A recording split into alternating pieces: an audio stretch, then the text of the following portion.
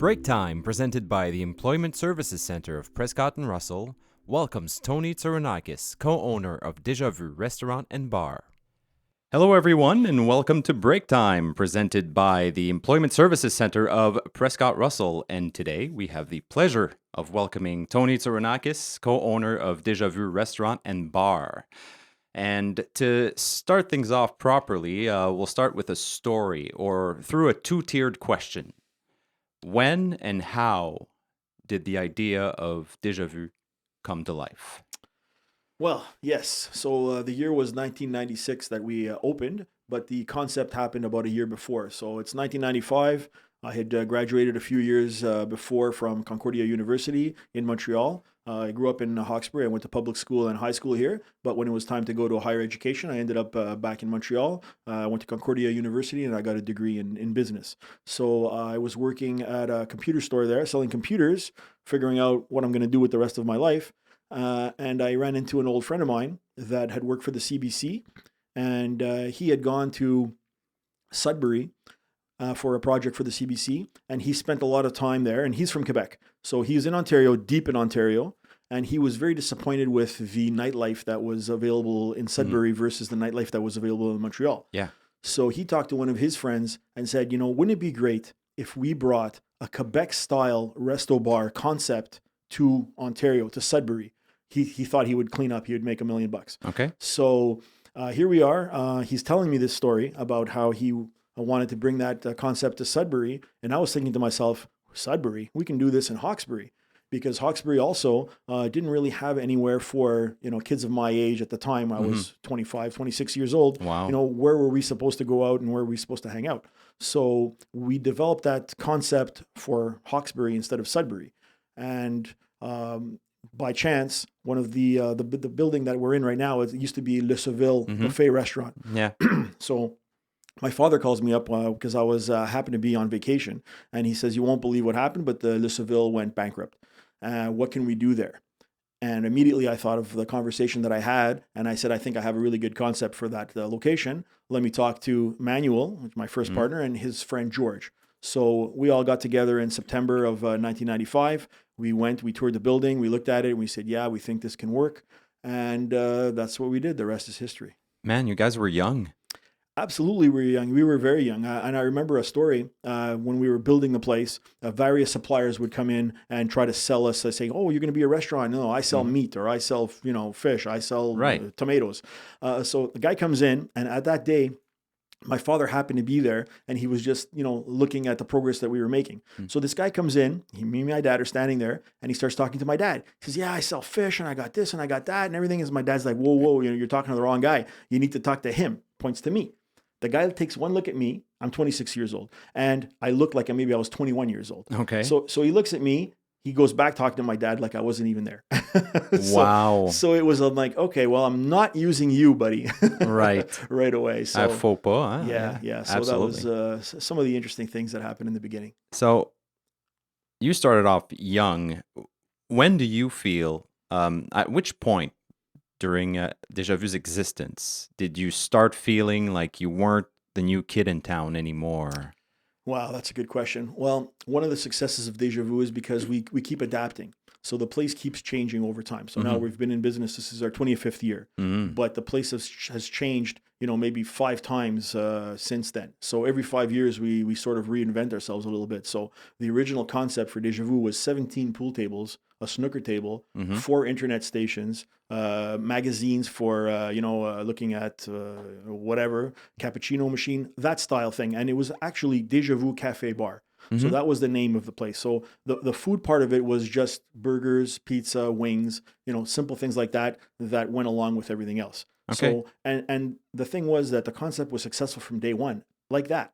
So it was fantastic. But as time went on, okay, well, maybe we wanted like an area to watch some sports, which we hadn't really built into the place. So we took out a few pool tables, built a sports area. So that was great. So that worked well. Then the food started being such a success. The patio was a big success. So we had to enlarge the patio. Then, we wanted more nightlife because the place wasn't really made for dancing, because it was a pool, themed resto bar. Right. So we opened upstairs, we opened what we call Jamais Vu. So that was a whole other concept of disco. So that was some change. So step by step by step, we kept adapting. Now, when did we feel that we weren't the new kids on the block? Mm-hmm. As the restaurant became more restauranty, let's call it, Okay. we started to be named in the same breath with other established restaurants for food. Right. So, I like to say, like 10 years ago, if you say, well, name the top 3 restaurants in town, they would say, Vieux Chateau, Stephanie's, and whatever other restaurant was their third favorite. Mm-hmm. So, and if you prompted the person and said, well, what about Deja Vu? Oh, yeah, Deja Vu, they have good wings and they have good pizza also. But we wouldn't be named as in that first breath as, one of the top. Okay. Fast forward to today, if you say, give me the top 3 restaurants, I'm very confident that we would be in that mix in the first 3. Excellent. So, yeah. Wow. And man, and that place is huge.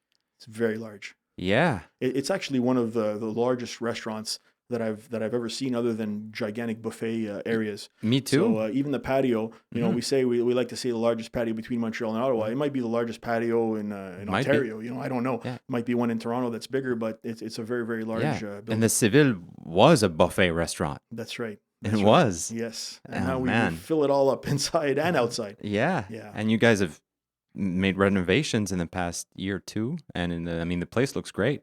It always looks great. It's always part of that thing, whereas you're always evolving and you're always, updating and renovating. If you always renovate, the place never looks old. You don't Right. need to do like a big renovation like some other restaurants have to do every 10 years. Correct. Because it becomes dated. Yeah. So, if you have a budget every year that you reinvest, Yeah. you never have to do a makeover. And I have people coming from Montreal and say, well, is this a chain? They think maybe it's a chain. And I'm like, no, it's just the only place. But, It has the confidence of a chain.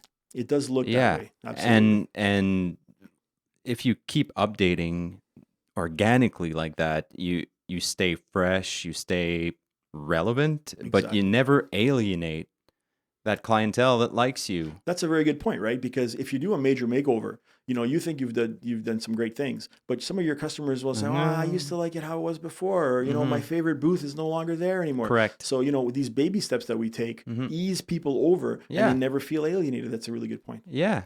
And that capacity you have to reinvent yourself and not be stuck in your ways, how did that help as a business owner when the pandemic began? Immensely, because we were already in the groove of adapting, Right. and facing any challenge head on. So for us, it was just a little sidestep. We just had to do a little dance and just change over a little bit. So delivery went from 10% of our business to 30% of our business. So it tripled. Okay. So but it was an easy thing to do because delivery already existed. We had the infrastructure there, so we just had to ramp up internally. So that was relatively easy. Let's call it relatively easy. Yeah. And all the health measures they put into place. I mean, what sticks in your mind at first, like the one thing that was an instant nightmare for you, as a restaurant? Yeah. There was a lot of things that were out of the norm, but the sanitizing everything that everybody touched. Oh man. That was a huge endeavor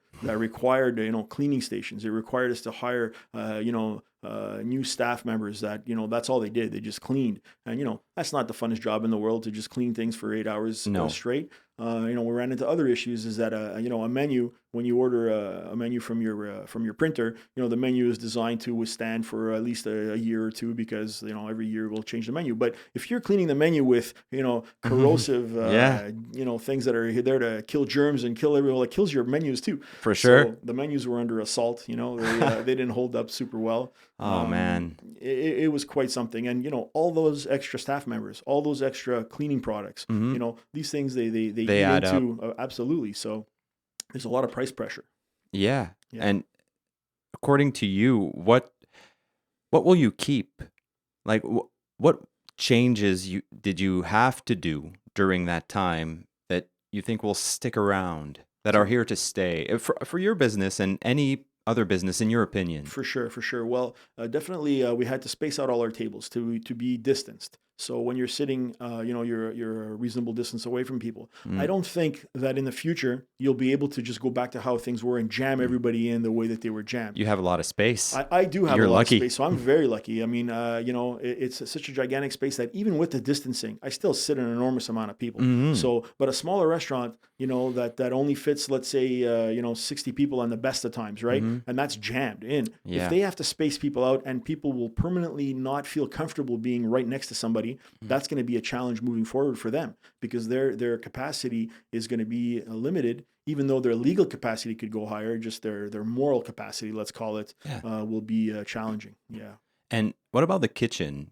When we think of restaurants, I mean, as customers, we think of the dining room usually, the menu, all you the see. dining That's right. room. Yeah. But there's a kitchen back there. Absolutely, And, there's a kitchen. how did things change for them, the kitchen staff, and The good thing about kitchens, that sort of thing is that there's already cleanliness measures in there that have been there forever, right? I mean, Yeah. you're dealing with the health and safety of customers all the time. Mhm. So, you have to have safe food handling procedures already in place, sanitization already in place. Mhm. So, conversely, people would think, oh my God, this changed a lot. It didn't change a lot in the kitchen because they were already operating under these already stringent rules. right? So, things have to be a certain temperature. You can't have, bacteria lying around, no cross-contamination. There's all kinds of procedures that have been done for years. So for them, it wasn't such a big difference. Now, working with a mask is tough in a kitchen environment Oh because man. it's already so hot back there. Yeah. And the guys have to communicate. So if they say, what did you say? That is challenging. So when those go away, then everybody will be very happy about that. Yeah, for sure, Yeah. for sure. You guys started when delivery picked up and rules changed during the pandemic. You could deliver alcohol. Yes. I saw that at one point, and I couldn't help but wonder: did that work? Did people do it? So those are one of those things that it sounds like, wow, what a great thing. It'll be amazing, right? Is it though? It's not that amazing, and the reason being is the way that alcohol sales are done in the province, and it's problematic is because when I buy my alcohol, Mm-hmm. I buy from the same place that regular people buy their alcohol from the Right. LCBO, Correct. and I go there and I buy the same stuff that you buy at the same price, Mm. plus they tack on an extra fee for me, so it costs even more for me, right? Ah. So here I am. I don't get bulk discounting. If you buy a potato, you buy 3 potatoes. I buy a truckload of potatoes. So I get a Correct. better price on potatoes. That's why my French fries can be the price that they are. Mhm. And I can make money and everybody can be happy. Now, when I buy a bottle of vodka and you buy a bottle of vodka, I actually pay more for the vodka at the store than you do. So now I'm supposed to take this vodka, put it in a glass, add some Coke in it, and sell it back to you and somehow make a profit, right? So that becomes challenging. Yeah. Same with a beer. Beer is regulated by the beer store. It's the same story, is that I pay the same thing that you pay. So here I am. I buy a bottle of beer for $2 like you do, and then I'm supposed to turn around and sell it back to you for a profit. So if I had a discount, if I had a volume discount, then it would be more reasonable. But now here I am, I'm trying to sell you this bottle of beer with your meal. And how can I price it that it's not a ripoff for you and I still make money? It's really, really challenging. Especially with deliveries. I mean, that's the one part that kind of blew my mind. It's like you would have to be, I don't know, stuck at work or something to order a beer with your lunch. I'm just curious. Yes. Did a lot of people do it? Did it work? It's maybe 1% or less of our sales is Right. alcohol, delivery alcohol. So That makes sense. It's not a big thing, and I don't think it'll be a big thing moving forward. Mm. Even delivery, that's a whole other thing that I'd like to discuss a bit, is because people, they don't really understand what delivery entails. And when people used to make $5 an hour or less or whatever, sending a delivery guy to your house and back didn't cost much. It cost a couple bucks, so Right. you could absorb that, let's say. Nowadays, as minimum wage laws keep going up and up and up, and rightfully so, you're paying your delivery driver at least $14 an hour, if not more. And he's got to use his car and his gas and all that kind of stuff. So here you are. Let's say you pay him $15 an hour, and let's say you live on Green Lane Road or Lorignal, and you call for a delivery and you want a medium pizza with a couple of fries, whatever, and your bill is $22. So I have to send my driver to Lorignal, okay, and he's $15 an hour. So Right. it's about 12, 13 minutes to get there. Okay. Yeah. There's a few minutes that he has to interact with you, and then 13 minutes or 15, minutes to come back. So round trip, let's call it half an hour just so we can do our calculations. So if he's at $15 an hour, well, I just paid him $7.50 to deliver that $22 order to you. Mhm. So you take the $22, you take out the $7.50 that I had to pay to get it to you. Then of course, I didn't give you air. I gave you things. I gave you, Right. things that cost me money, like meats and other Yeah. things. So once you calculate all that, there's nothing there. It's impossible to make money with free delivery. It's a really big challenge moving forward how this is going to happen. That's and people have true. been trained, hey, Amazon delivers for free, Yeah, and but pizza volume. places- yeah, well, volume. If I make 50 cents, times volume, it's still 50 cents. It's not enough volume. You'll never make that. You'll never make it back. Right. And delivery is challenging in other ways, is because if you come to the restaurant and you sit down, well, you'll have a drink, maybe a cocktail. You'll talk with your friends. You'll have a beer. You have another beer. You'll have dessert at the end. If you order at home, you get none of that stuff. No. So it's Once you get your food, you're not going to order anything else probably. No, you're not calling back for dessert, and you No. didn't get a cocktail, and you probably didn't get a beer. And Yeah. So it's a completely different story. Right. That's why places like Pizza they charge a delivery fee. Yeah. And people are not happy. Obviously, nobody wants to pay more for anything, but delivery, there's a cost to getting it to you. Yeah, big one. It is. Oh man. And what's your plan with deliveries in the future? I mean, are you still going to market them differently, or are you trying to just we had to relook at our delivery structure and say, Right. okay, how can we still do this profitably and and still give people the food at the price that they expect. So one of the ways that we found was cost effective is to build a platform, an online ordering platform. So when you call, somebody at Deja Vu has to pick up the phone. So I either need a dedicated girl that's going to be there or guy, whoever it is, all day long, or my existing staff have to do it. But if a waitress is serving a table, does she want to stop and run and get the phone and take a delivery order that is not really for her in the end? You know what I mean? And she'd rather spend the time with her table. Obviously. So everybody that calls is a cost and it's a burden to Deja Vu. So instead, if you order online, then it's a whole other ballgame. So, you go on your phone, on your tablet, on your computer, you order, you put in your own information. So when you call and you give your address, sometimes the girl gets it right. Sometimes she gets it wrong. So instead of 2467, it's 2487.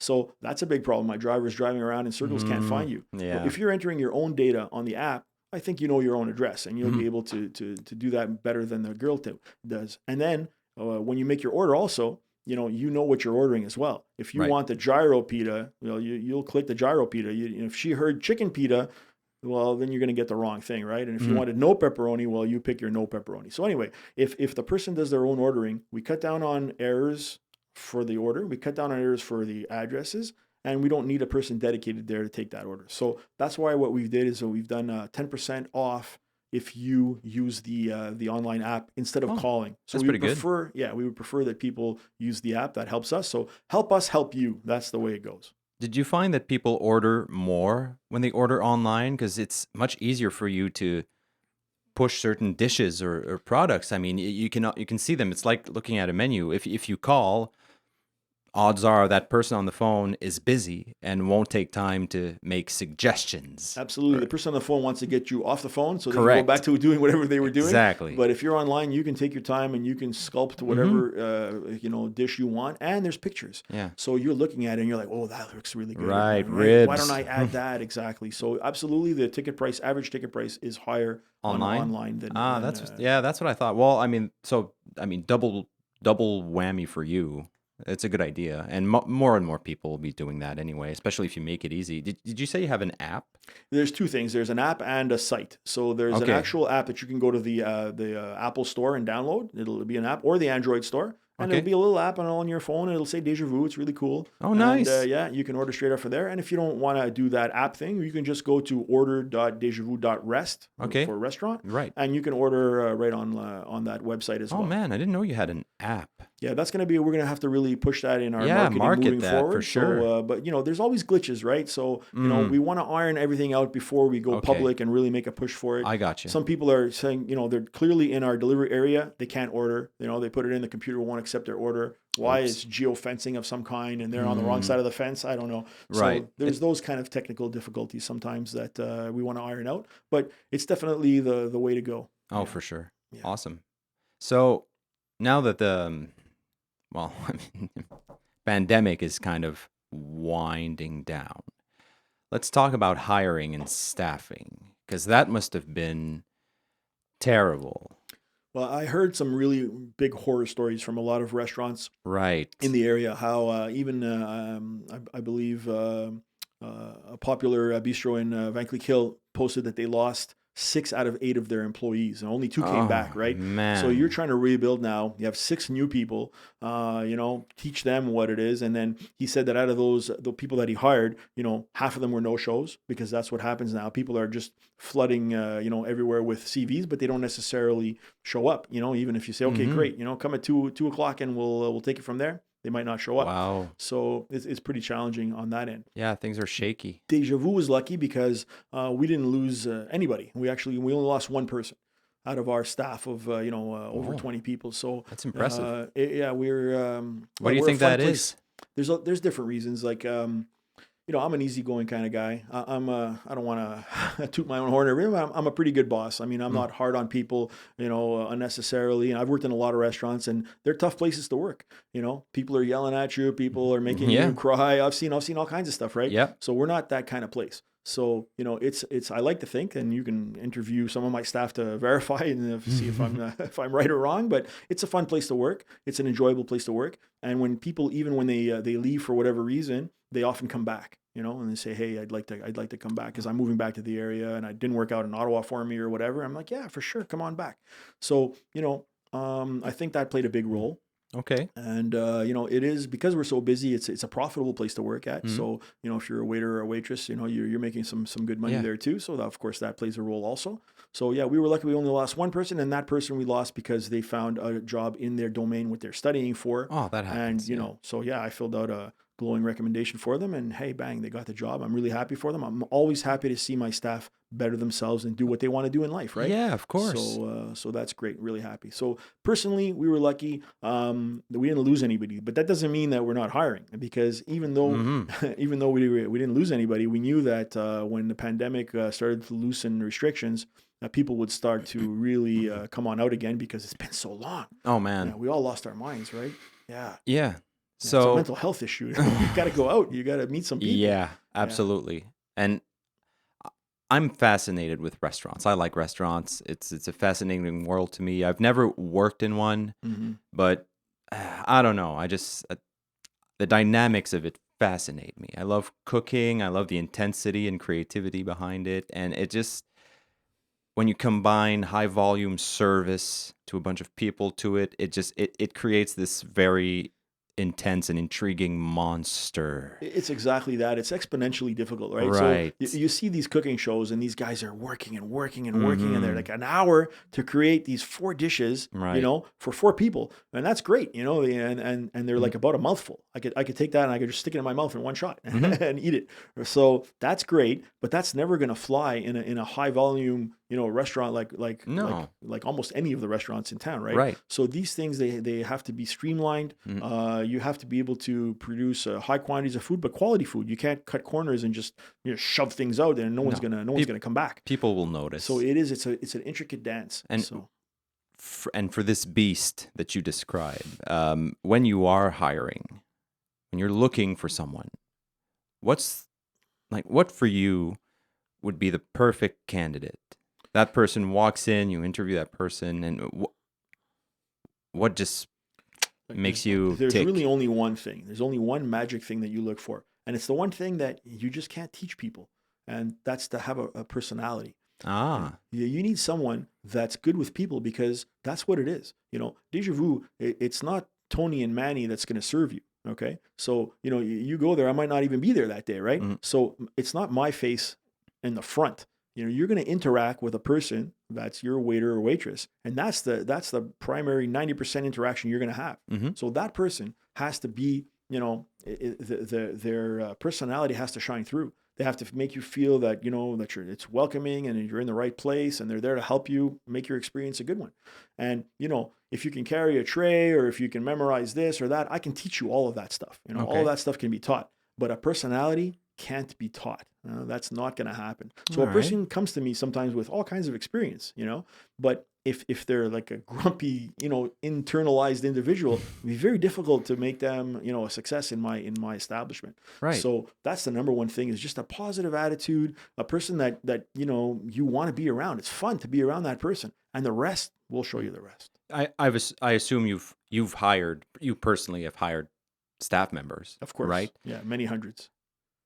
It's something that can't be taught. Obviously, you're right about that. But how do you screen for it when you hire someone? I mean, do you have your own internal tests, or It's super difficult because, number one, that person is nervous. They're not their 100% regular person that you're meeting right there. They're putting the best foot forward, or what they think is the best foot forward. Right. So you have to kind of decipher that and try to, you know, work through. Look behind the veil? Yeah. In the end, you know, people say, oh, screen them. You know, sometimes you screen the wrong way. You'll make a decision and you say, oh, no, this person's it's not going to work out. You know, it's not going to work out. But if you give that person a chance, you'd be surprised. So, you know, we're much more tolerant in the hiring procedure. It's just in the screening afterwards. So we know within 2 weeks how that person is going to end up being. So that's the critical period of time. And that's where we, you know, either promote that person by giving them many more shifts, or try to pull back a bit and say, listen, you know, we'll work with you on your weaknesses, see if we can't fix them. And if in the end, if it doesn't work out, it doesn't work out. Obviously, personality is important for pretty much any job. And are you looking for different personality types for the service side of things and the kitchen side of things? Yeah, they don't match at all. Like these are not the same things at all. Okay. Yeah. There's different traits that are good in one area that might not be good in the other area. So we're looking at very different things. And you know, usually I've been the person that hires out front. So I'm hiring service staff, waiters, bartenders, things of that nature. And kitchen decisions are made at a different level. I mean, I'm involved in those two somewhat, but there's people there. I have a kitchen manager that's been there for, you know, almost the entirety of Deja Vu. Oh, wow. Yeah, they're a really good judge of how well that's going to work, because it's like you said, it's a monster. It's a tough job, you know. The restaurant is, especially in the back of house, it's difficult, you know, and those guys don't often get the the recognition that they deserve. Absolutely. Because they're miracle workers sometimes, you know. Yeah, under pressure. I mean, cooking food for people. Lots and lots of food, and then, you know, waiter'll come and say, oh, I didn't want to send that appetizer. Can you just scratch that out? And can you just, I wanted to say no bacon, but I put extra bacon, you know? So so those guys, they deal with a lot of crazy stuff. I mean, a lot of businesses and a lot of fields deal with customer service and all that, but I feel like the restaurant business, in terms of customer service, it is its own thing. I've worked in many stores, man. I've dealt with all sorts of clients and customers in various settings, but never in a restaurant. You know, it's a funny thing, because a restaurant, you know, it's even the name, you know, your server, you know, it's your server. So, but it's not your servant, you know, it's not a person that's there to serve you in that sense. You know? They're so close, though. Yeah, it's close. So, you know, some people, they push that to the limit there sometimes, right? So the person is there to facilitate and, you know, make sure your experience is a good one. So they're there to help you. So, you know, some people are, you know, I don't want to use the word overly demanding. I mean, you know, you pay good money to go out and eat. You know, nothing's cheap anymore. Everything costs, you know, a substantial amount of money. So of course you want things, you know, done the way you want them. But we can't always agree. So here's something that fascinates me, right? So I'll serve, you know, 500-600 people on a Saturday or a Friday, something like that. And, you know, everybody's happy, everybody's great. I mean, I'm getting all these compliments all day long. And then the next day I'll get a review. And the review will be, oh, you know, the fries were horrible, and this was this, and that was terrible, and that was terrible, and everything was terrible. So, you know, it was good for 499 people, and they had a great time, and they loved the food. And that one person, you know, they didn't like the fries. They didn't like this. They didn't like that. You know, nothing was right for them.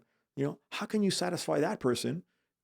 You know, it's the same fries that everybody got. You know, the fries are fresh because I sell so many fries, I can barely keep up with them. So there's no, you know, that's what it is. So if you're not happy with it, you'll never be happy with it. That's what we serve. So, you know, that individual, they'd be better off, you know, going somewhere else. Yeah, or maybe they just need a hug. sometimes I feel that, Yeah. we should give hugs out, and that would make the world a better place, Yeah, right? but we can't. We have to keep No, 6 feet apart. COVID. Oh my God. Exactly. Um, let's say we're talking to potential candidates for your business, people around here that are looking for a job, maybe considering applying in that industry or at your place. Sure. What would you like to tell them they should be expecting? Like a forewarning, words of wisdom. Words of wisdom. Oh boy. Well, one of the greatest things working in a restaurant is that every day is not the same. You're always dealing with different people. So number one, you have to enjoy working with people. If you don't enjoy working with people, then you can fake it for a little bit, but eventually you're just not going to enjoy the job, and it's the job's not going to enjoy you, so it's not going to work out. So you have to genuinely like being with people, and that's the fun of it, is that when people are satisfied and they're happy and you've made their experience a good one, it's fulfilling for you as well. And it's monetarily fulfilling because they'll most likely tip you very well, and Yeah. it's good in that sense also. So the restaurant business has some advantages because the schedules are not, it's not a 9 to 5 job. So if that's what you want, then it's not the right place, because even if you're scheduled till 5, sometimes there's still customers and they haven't left. You can't say, well, it's 5:01, I'm out the door now. You have to stick around and finish what you started. So. But on the plus side is that, you can tailor make your schedule, usually with most restaurants, so that you can have certain days off. Because for me, it doesn't matter if, you're working on the Tuesday or the Wednesday or the Thursday, as long as those shifts are covered by people, so I can give you that flexibility. So if your boyfriend or husband is off on a certain day, you can most likely have that day off as well. And you can do family things together. Sometimes people, they have limited time. They can only work nights, or they can only work days. Well, the restaurant can accommodate you. So there's some flexibility there that you won't get in other traditional businesses. Yeah, and I think that's worth a lot to a lot of people right now. In Flexibility. In today's society, especially. Yeah, flexibility is the kids. new stability. Yeah, that's very true. For a lot of people. Absolutely. It's nice to know that things can change or move around if you need them to. Yes, and one of the other things is too is that your position is most likely a little bit interchangeable. So if you can't make it a certain day, or you would like, there's something that comes up, we have our a group online on social media where we're all members of that group, and if something comes up and you want Wednesday off, you just post in the group, say, hey, look, can somebody take my Wednesday shift? And more likely than not, one of the other people will jump on that and say, absolutely, I'll take your shift. You have a big enough team to make that happen. Exactly. Oh, So that's cool. So that really helps too, because if you're part of engineering team, and you want a day off, well, the whole thing grinds to a halt if you're not there. Yeah. So it's very difficult to take a day off. Whereas for us, it's more flexible. It feels like it's a good thing for team spirit, right? I mean, you put them kind of in charge of it, have them talk to one another about that. Look, they have each other's back, Correct. And, Yeah. of course, we have a manager that's in that group as well that oversees it and makes sure that, Has to be. we hired a brand new girl that doesn't really know anything. And then one of my more seasoned staff says, hey, you know what? I want to go surfing with my friend. I got, Jezebel to take over my shift. Well, that's not going to fly because Jezebel is not at your caliber. So, it does have to be approved by a manager. But, we always make it work in the end. What's the thing, like either a harsh reality or just some intense fact of that job? What do you feel is the thing that makes or breaks an employee? I think that the running on of the schedule is one of the things that people have the most difficulty with, because Yeah. they'll try to make a plan, right? Because we're social beings, so you're scheduled at 4:30 p.m. So you expect that you'll be finished around maybe 8:30, 9 o'clock. You'll be all done. So they might make movie theater reservations at and so they expect to be done at 9 and jump in a car and go see a movie with their boyfriend, which is waiting patiently for them. But sometimes that's not how it works. Like for whatever reason, it's just super busy. The sun's out, and and you roll right past that. So if you made plans, those are going to hell. So if anywhere else that you work, well, that at 5:01 you're out the door and you can make plans. So that's difficult. It's a different animal. So there's flexibility, and then yet there's less flexibility sometimes. Okay. So Yeah. that's a difficulty for some people. All right. Let's talk about the menu.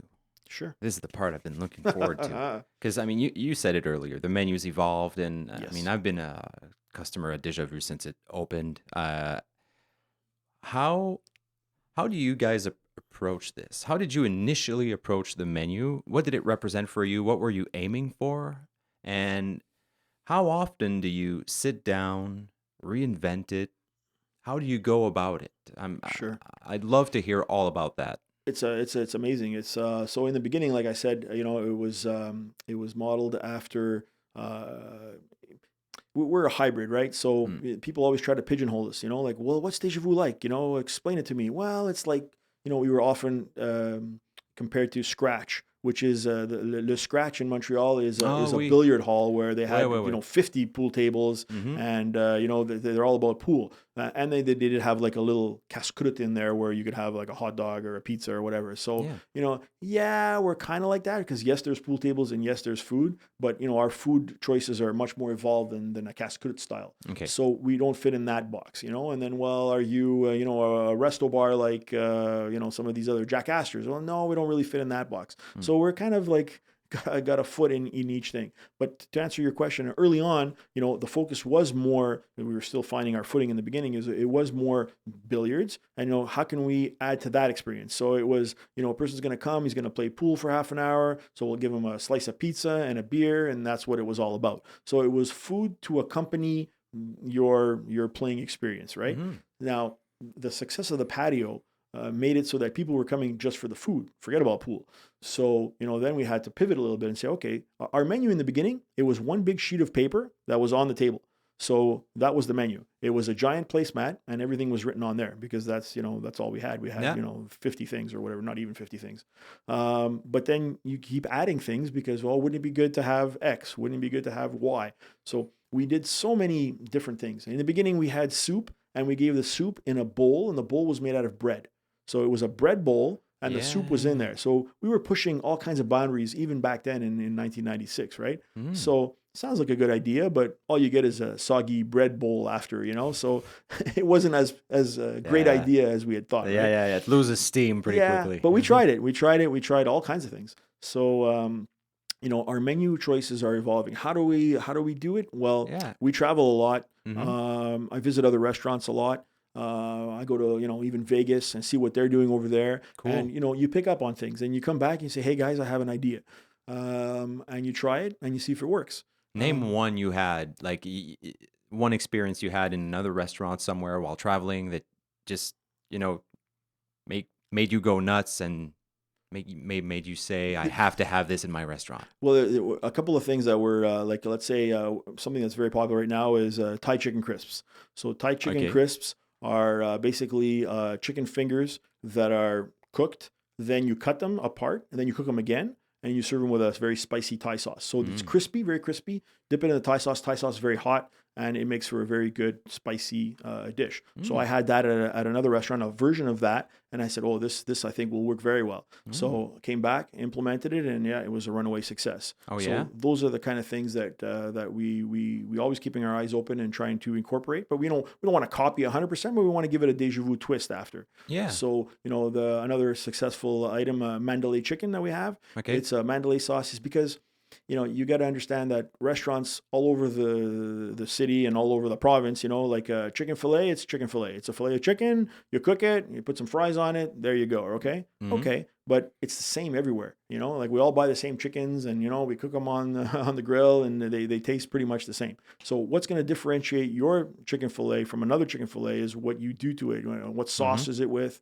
So, that's where you can differentiate yourself and you can't. The Mandalay chicken, it's a proprietary sauce that we make. It's a mushroom, sauce that it's very creamy. It's just amazing. And everybody who has it loves it, and you can't get it anywhere else. Yeah. So you can't go to another restaurant and say, can I have the Mandalay chicken? Well, what's that, So that's the direction that you want to specialize in and have things that are signature, your own, makes a big difference. Who's responsible for creating all those amazing sauces you guys have? Who's the culprit? The culprit. Who can we point a finger at? Well, listen, the guy that I mentioned earlier, his name is Travis, and he's the head of our kitchen, and he's been there he started work at Deja Vu when he was 14 years old, a long time ago. Wow. So, he was, starts like many people start, and he was just a dishwasher, doesn't know anything.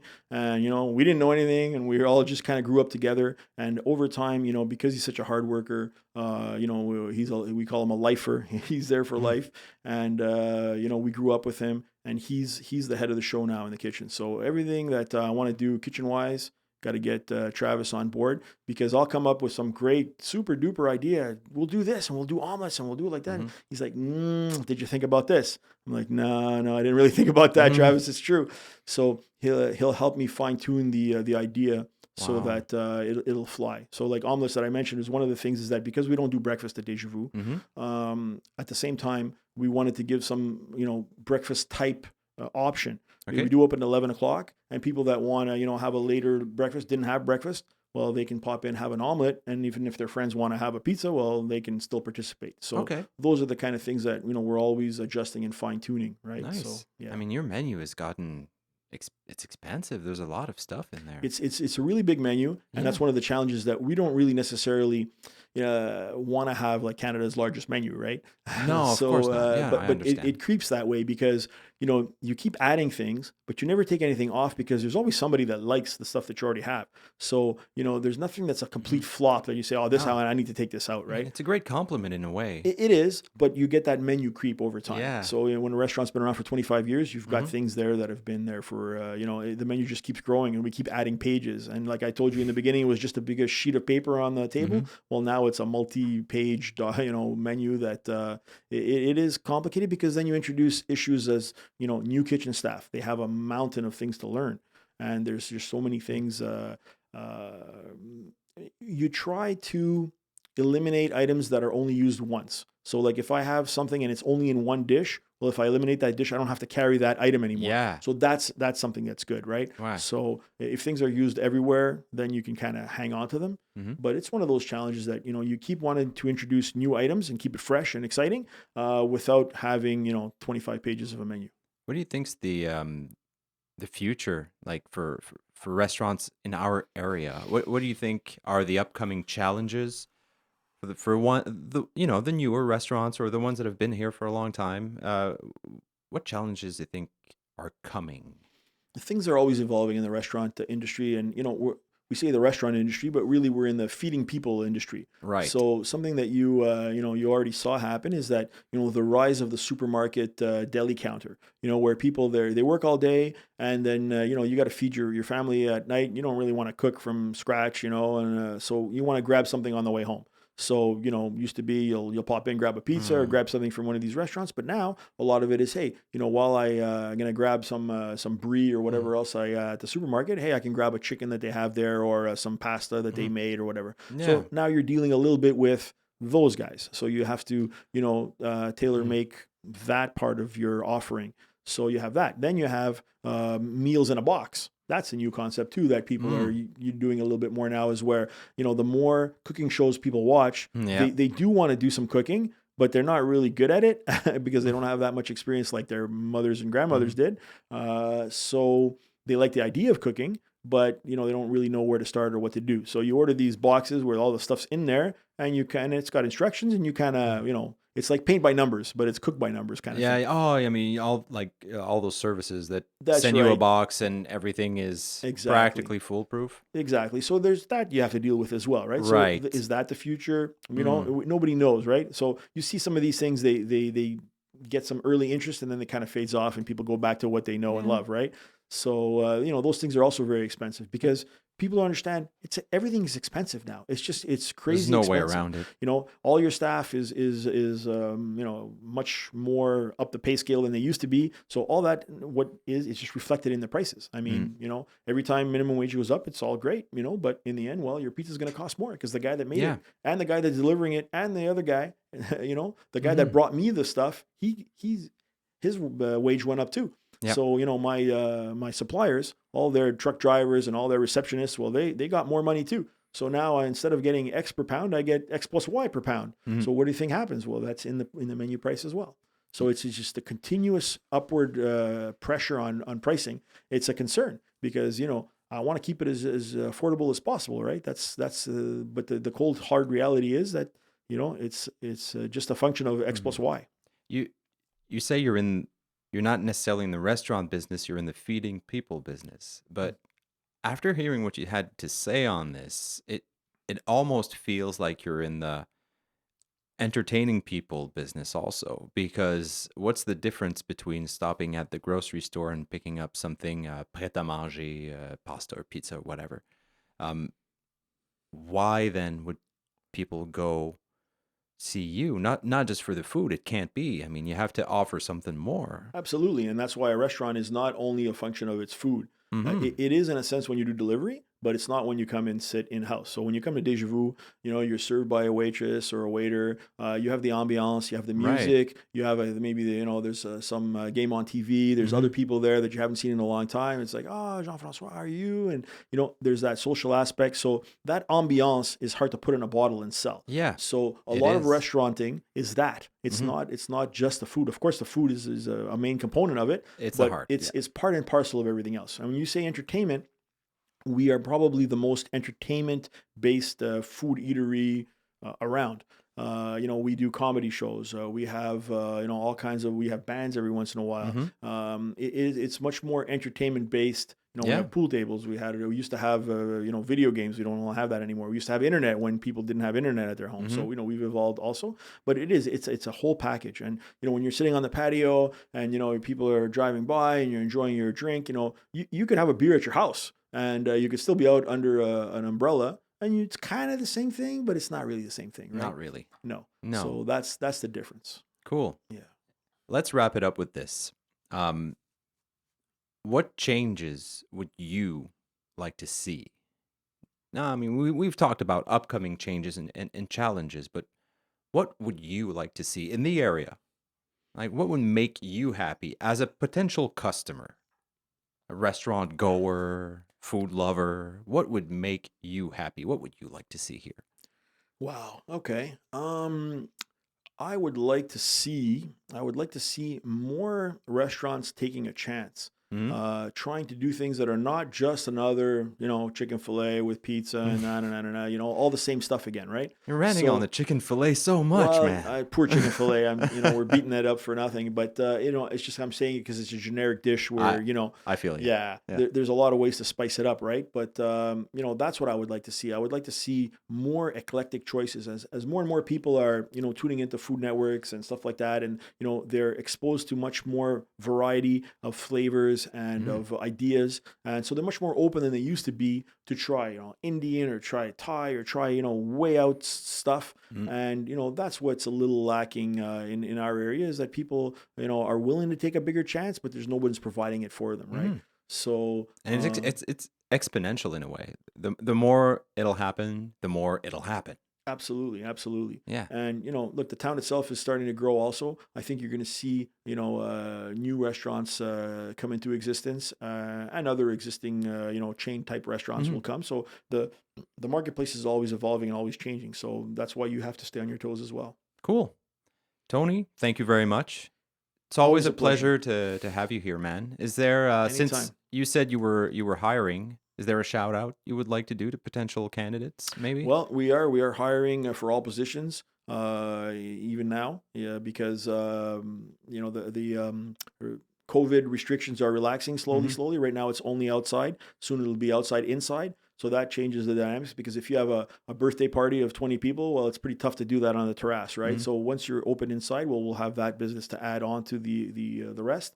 So we're still in hiring mode. Excellent. You can do it online or preferably in person. That's always good. We get to meet you.